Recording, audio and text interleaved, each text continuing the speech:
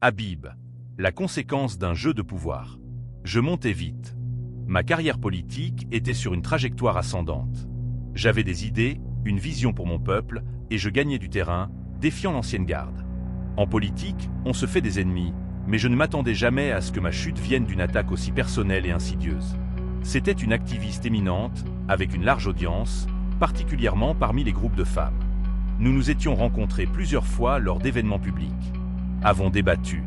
Nous étions en désaccord. Je l'ai toujours traitée avec respect, même lorsque nos idéologies s'opposaient. Mais elle était un outil, à mon insu, dans un jeu bien plus grand. Soudain, elle m'a accusé de harcèlement sexuel. A affirmé que j'avais fait des avances non désirées lors d'une réunion privée. Un mensonge flagrant et calculé. La réunion s'est déroulée dans un espace public, avec du personnel présent, ou du moins à portée de voix. Mais elle s'était préparée.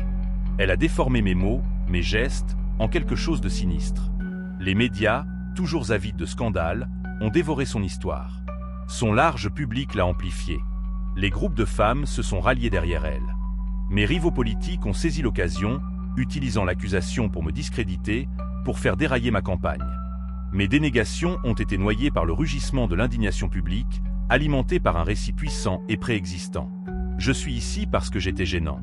J'étais une menace pour l'ordre établi, et une fausse accusation, venant d'une femme crédible et influente, était l'arme parfaite pour me neutraliser.